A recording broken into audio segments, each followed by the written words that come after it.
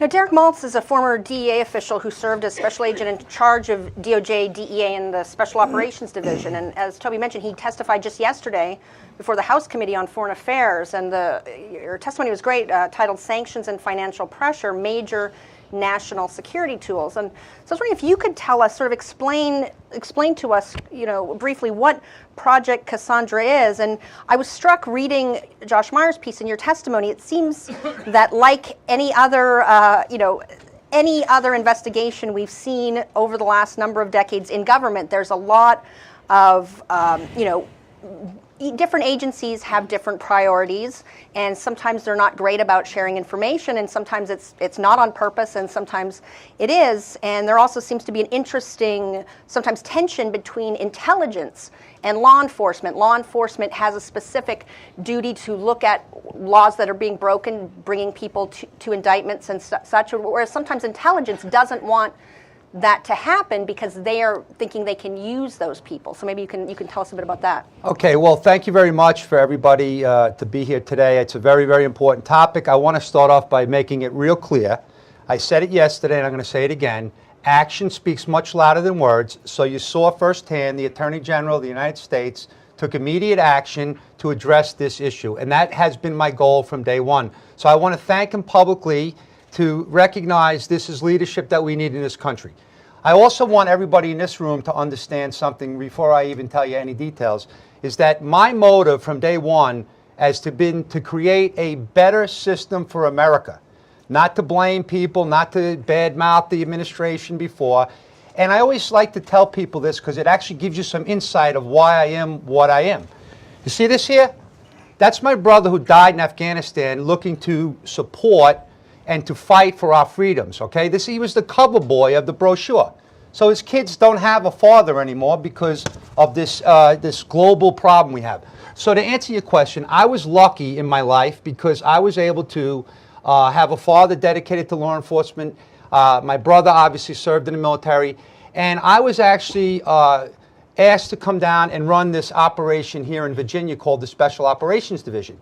Now, at the time, when I first got there were 9 agencies, but I had also worked there prior to 9/11 for 3 years. So I got a really good view before 9/11 and after 9/11. But what's really important to know is that I was there the day those damn planes hit the tower, and I watched the chaos in government not being able to connect the dots, okay? There's an old saying, right? If you want to connect the dots, you have to first collect the dots. Well, if the dots are scattered all over our government, they're no good. So when I was working at SOD, of course, the DEA's primary mission is to focus on the command and control of the highest level drug trafficking organizations in the world. And we started seeing a very disturbing trend around 2006, 2007, where we saw this mass amount of Middle Eastern guys in Colombia working with the remnants of the Pablo Escobar organization in Colombia.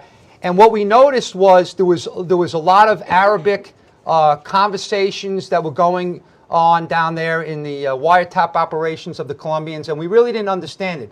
As the head of the Special Operations Division, I never understood it. But what happened is we had some unbelievable work that was done. We wiped out an organization in Colombia, and we started realizing the magnitude of this thing around 2008. And so we saw this thing evolve. But let me go back to something really important. As a relatively new senior executive in the SOD, I went down and saw one of our country's best leaders, Admiral James Stavridis, at the Southern Command. He saw exactly what this man just described evolving and emerging. This unbelievable movement into Latin America of all these people from all over the world, that things were just really, very concerning to the great Admiral Stavridis. And he gave me a slide, a fireball. And he said his worst nightmare was when Islamic extremists and narco-terrorists come together. Well, as the head of SOD, I was paying attention to that. I had the best and brightest people. I was very, very fortunate. And then, of course, I'm reading headlines by our Homeland Security Director, how Hezbollah is making Al-Qaeda look like the minor leagues. Now, I'm not an expert on terrorism, but when my Homeland Security Director and my Admiral from Southern Command is saying that, I'm really concerned. So I see this massive drug trafficking activity. And at the time, and this is really important, the command and control leadership was coming out of Venezuela. And we had a very, very limited intelligence stream out of Venezuela because of the corruption at the highest levels of the Chavez government. And then we found out about this man, Walid Makhled, who was sitting in Venezuela paying the government officials in Venezuela to move these loads of dope all over the world. So now I'm starting to say, this is getting bad, right? And so as this thing evolved and emerged, right, we started seeing like law enforcement, had to get together and form strategies. So DEA had a 4-pronged strategy. And, we dealt with some unbelievable experts in the U.S. government from Treasury and from CBP and contractors to kind of help us understand what we needed to do. So what we needed to do is put together a unity of effort to go after this with the best and brightest that we have in this country. And we did that, but we didn't get full cooperation. That's another story. I could go on all day about that. But what did happen is I learned for the first time the power of the U.S. Treasury's, with the Patriot Act, the 311 action, the 981K action. It was unbelievable. And I was like learning through this. Like, I'm not one of these guys that they gave me the title and I have all the answers, right? I tried to learn, and I learned from the best and brightest. So what we did on one day is we told the world that the Lebanese Canadian Bank was operating this global thing because this is what they were doing. Cocaine coming from South America into West Africa. Drugs are being sold all over the world. Australia up to $300,000 a kilo. Cash going back into West Africa. Middle Eastern couriers flying back to Beirut, controlled like they said. I'm sorry, Tony. I'm sorry. I'm just all wound up today. In Beirut, they were controlling the airport with machine guns, watching the couriers bring the cash into the damn exchange houses. Then the money's going through the banking system, coming back to our backyard here in America, where used auto cart businesses all over America are taking the money out. And this is like this trade-based accelerated scheme right in our backyards. So now I'm like, as the head of SOD, I'm saying, I know all this stuff. I have to make sure everyone in the interagency is on this page, whatever. So then we actually had the best and brightest prosecutors in the world in Southern District of New York. We did a very powerful Patriotic 311 action, which I was told it's like a non-kinetic strike against Iran, and I love that, okay? And what happened was we actually then had them moving their monies around the world. So the Lebanese Canadian Bank was on the way. They were folding a little bit. They were getting nervous. They moved money over to another bank, Lebano Banco Francais. And guess what? Through the 981K action, we actually seized $150 million. They wire transferred it to the marshal's account like in one day. And we ultimately seized $102 million that went into the U.S. Asset Forfeiture Fund. Okay, so this is going on for a long time. So what Project Cassandra was it was an effort by my people at the Counter-Narco-Terrorism Operations Center at the Special Operations Division to consolidate the best and brightest that we have in America to go after this threat and do it at the highest levels, recognizing the sense of urgency. And we had a lot of cases, we had a lot of success, but there were a lot of things that happened that, people don't want to talk about because they get defensive and they get like, why are they saying this? I'm not a whistleblower, okay? Let me make sure that's clear. What I am is a concerned father, very happily married, 3 kids, and I see what's emerging in the country and we need action. So Jeff Sessions, thank you for what you've done in one day that hasn't been done in my 10 years working at SOD. Wow, that's a powerful account. One thing I sort of wanted to touch on is a lot of Americans might hear about some of this stuff and wonder, well, does this affect us? Does this have anything to do with us? And I'm thinking of so for example, John Brennan, when he was in May 2010, and he said that the administration was looking for ways to build up moderate elements within Hezbollah. And he says there are certainly elements that are concerned to us with what they're doing. We need to find ways to diminish their influence and try to build up more moderate elements. But then you talked about the arrests last June that was part of Project Cassandra, and so one person said that those arrests bring into sharp focus that the Iranians are making contingency plans for when the U.S. turns up the heat on Iran. If they think it requires a military or terrorist response, they have been casing targets in the United States since the late 1990s. And one thing I learned from Josh Meyer's piece is that agents discovered an entire Quds Force network operating in the United States, laundering money moving drugs, illegally smuggling helicopters, night vision goggles, and other items for Iran. And so I think I was going to ask each of you in your areas of expertise, what part of this operation, how does it affect people in America and the United States? And I'm sure you can speak to the especially the drugs aspect, and you guys can speak to some of the other stuff, because people might think, well, this is just stuff that's going on in the Middle East. It doesn't have anything to do with us, and that's clearly not the case. Okay, so let's keep it real simple. Is any business people in the room? Why do people get into business? To make money, right?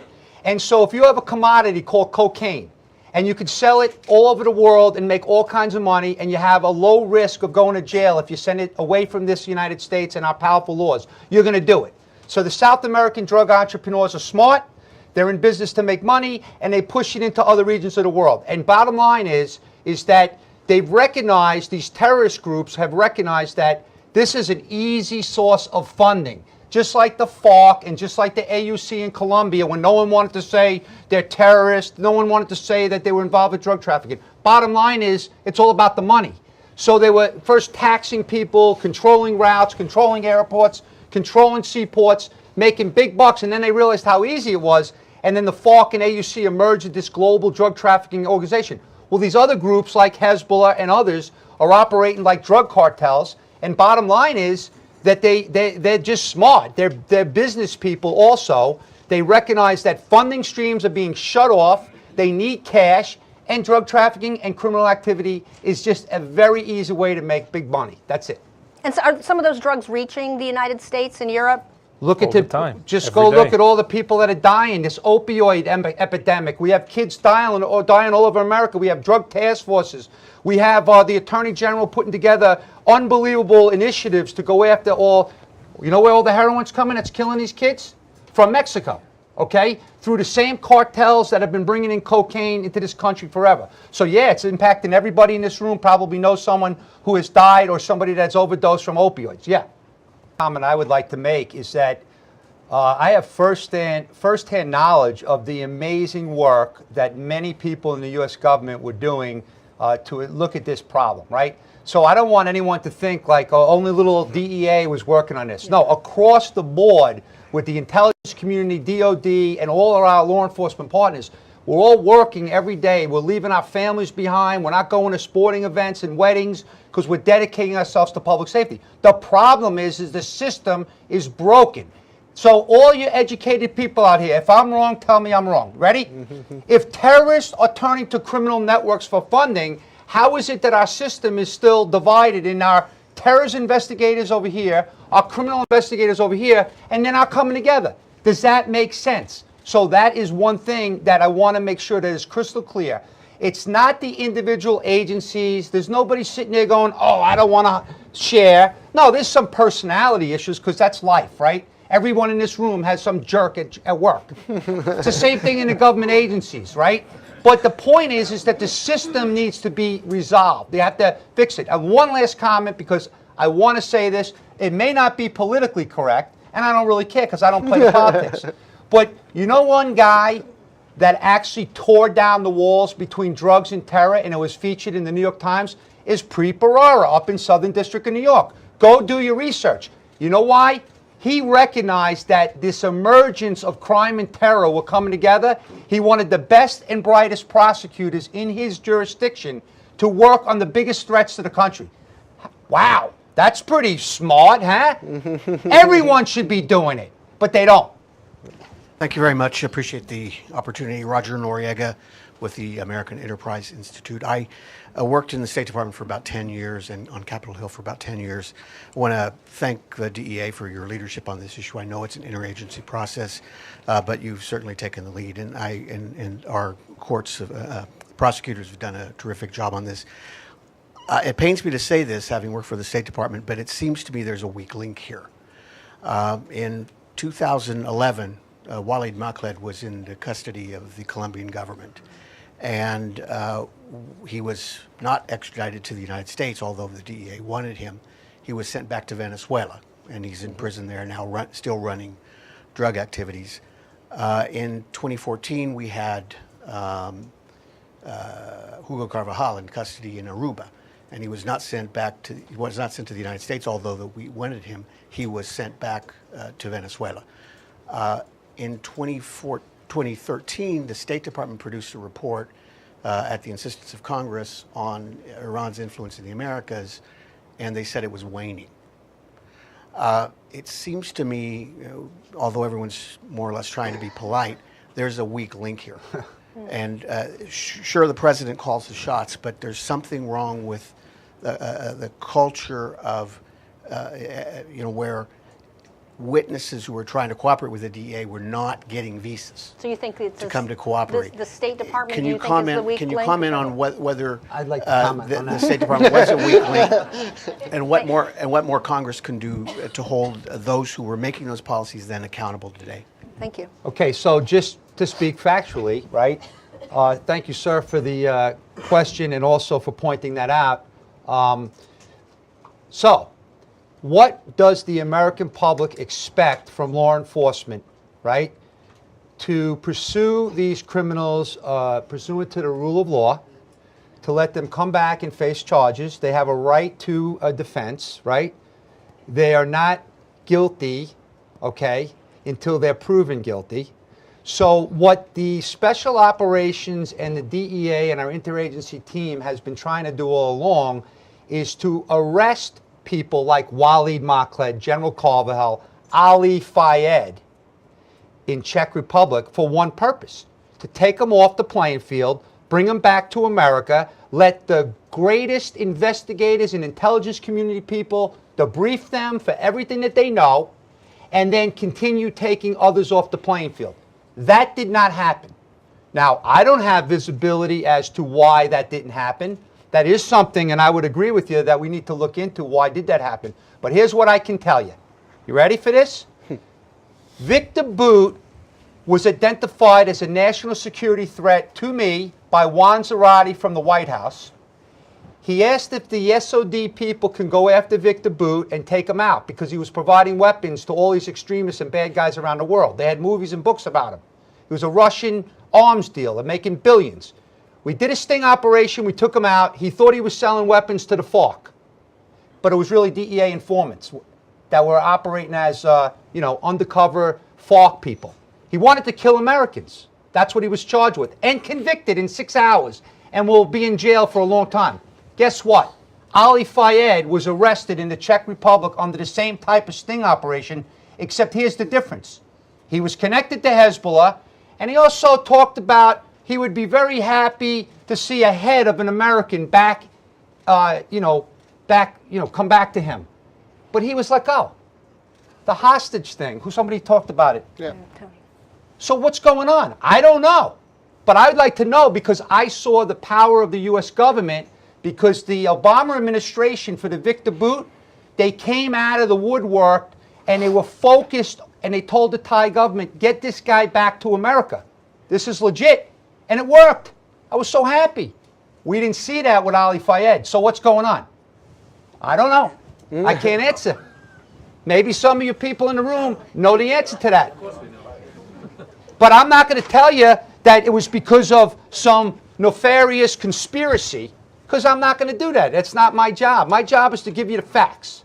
The facts are the arms trafficker that wanted to kill Americans was brought back to America, but Ali Fayed, we'll let him go back to Lebanon. My question has to do with virtual currency. It's been used to conduct illicit transactions. Have there been any indications that Hezbollah is using or will turn to virtual currency? I will take that. I am not an expert on virtual currency. As a matter of fact, my head is still spinning on how complicated it is. This Bitcoin stuff up to 20,000, down. I'm like, my kid's talking about it. But what I'll tell you is this. In Operation Silk Road, which happened many years ago, some really, really concerned U.S. citizens came to the attention of law enforcement and said, we have this deep web operation, selling drugs and selling weapons on this deep web, and all these bad guys around the world were making all kinds of money. They're using this Bitcoin thing, and I'd never heard of it. The best and brightest of the FBI, of Homeland Security, of DEA, and others, they attacked this thing and they shut it down, and that guy is out of business. He's in jail, okay? As a matter of fact, no, that was the other case. Recently, they had Alpha Bay, which was another big case, dark web, bitcoins, and cryptocurrencies. U.S. law enforcement working together, knocked him down, and the guy actually killed himself in jail over in, I think, Thailand because he knew he was done. So, to answer your question, I don't personally, because I don't work in the government right now, but of course, my opinion would be that not only is Hezbollah using cryptocurrencies, and not only is, all these other extremists probably, because they don't want to go to jail. And they know that U.S. law enforcement and U.S. interagency people are a little limited in our knowledge in Bitcoin. We're learning, right? But I got a news for them. That I know from what I saw in those cases that we're going to come together on that in this country, and we're going to start knocking them dead because you can't hide. So I'm sorry I can't answer on specifically on Hezbollah, but that's something I'm going to look at with talking to my friends that are working the cases. I think the answer is, if it is highly lucrative, if it lends itself to speculation, to speculative practices, if it is unregulated, you can be sure that somebody, if they are not doing it yet, somebody is studying the file so that they can learn how to exploit it best. We are looking a lot at trade-based money laundering practices that Hezbollah is doing, mainly in Latin America, but the networks tend to be global. They're buying merchandise in China, and the level of ingenuity that you see in these schemes is incredible, and what they're using to make money out of these schemes is also incredible. It goes for anything that will yield money sooner or later. Hezbollah will be on top of it.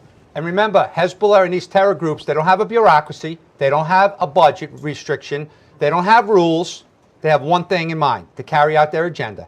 Whereas the government agencies that work their butts off every day are still operating on laws from 1968, like in the wiretap business. We still have encryption now where we can't even penetrate encryption.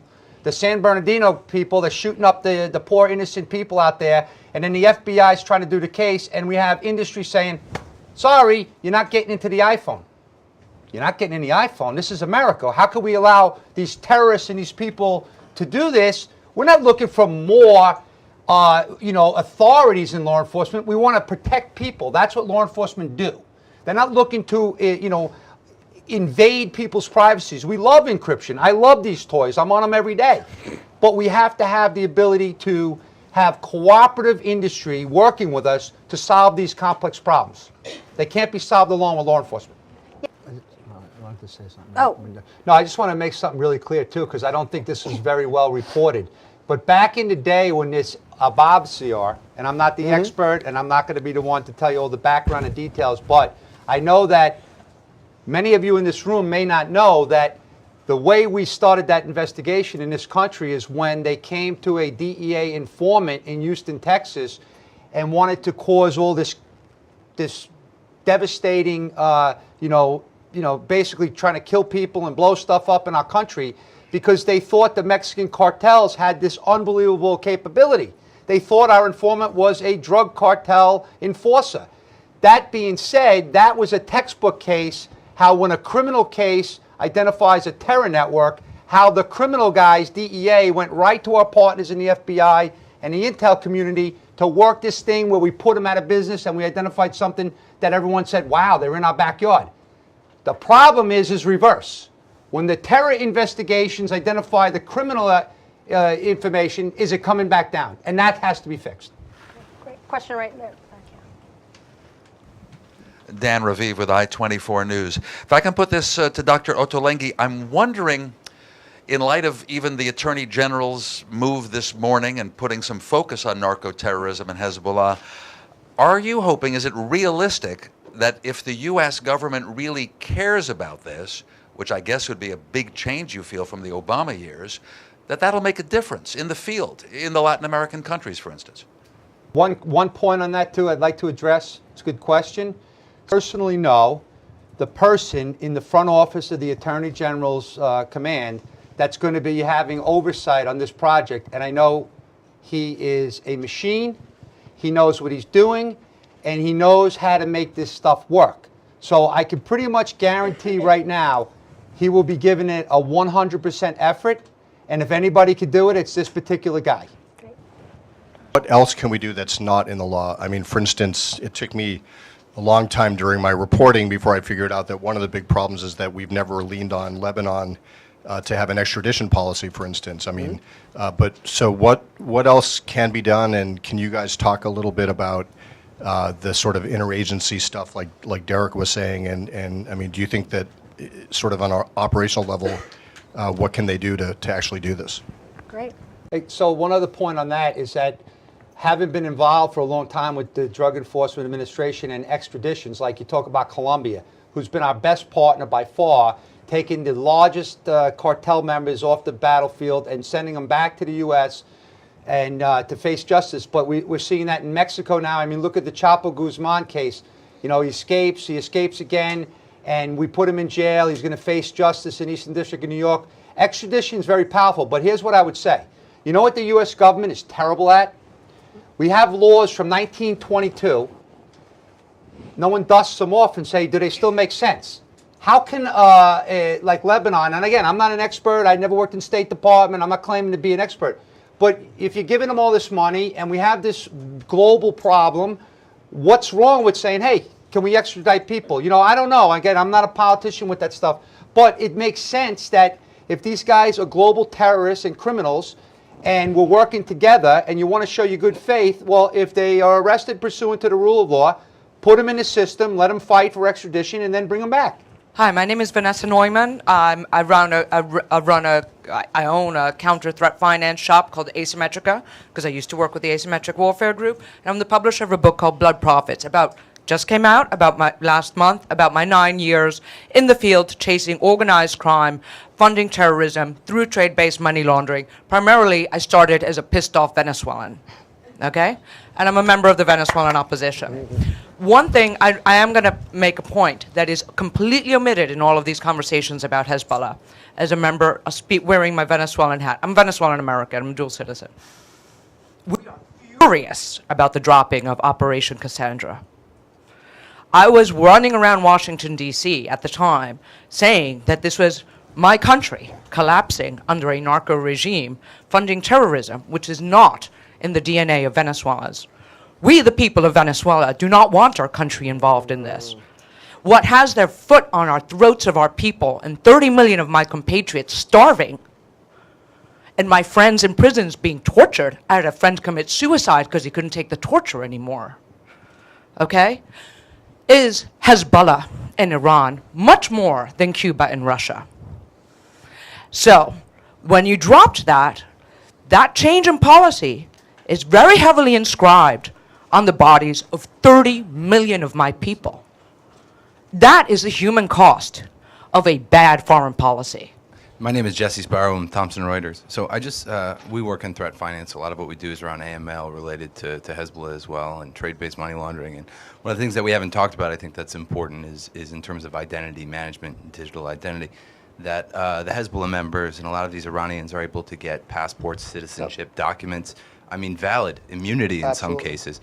I don't know what the solution is to that, because when they get the immunity, I think it was alluded to in the piece by Mr. Myers that that is one of the ways in which they're able to enable continued narco trafficking, trade-based money laundering, et cetera. So two great questions that Vanessa there points out that Iran and Hezbollah have a lot more to do with what's going on there than Russia and Cuba. And question here is there anything we can do, and obviously working with foreign governments to try to stop that influence? Well, going back to, excuse me, what was your name? Vanessa.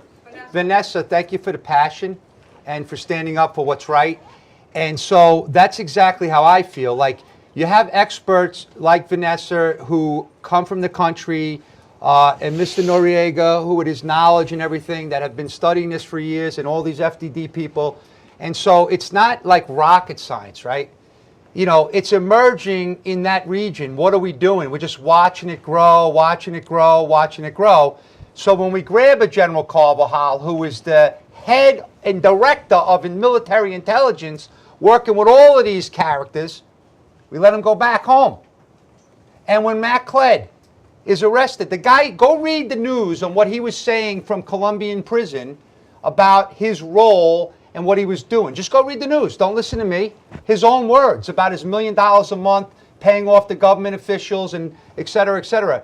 And so, we have to have the extradition. We have to have, like, one of the recommendations I've made is that designate somebody in Justice Department, whenever these high-level type extraditions are coming up, get your task force to be able to go through this stuff so we don't have a chance for these things to fall through the cracks. Bring them back here, get them off the playing field. But the thing is that that's the frustration. You saw the frustration of Vanessa, and that's the same frustration a lot of us in government, because this stuff is happening, it's emergency. There's no sense of urgency. Jeff Sessions did more today than I've seen in all these years. So God bless him. Thank you for doing that. So the thing is are we going to put the concept into action? That's going to be what we have to see, and hopefully we do, because of the frustrations and all the devastation and all the families that are being impacted, the opioid crisis in America. It's all related to everything we're talking about today. No,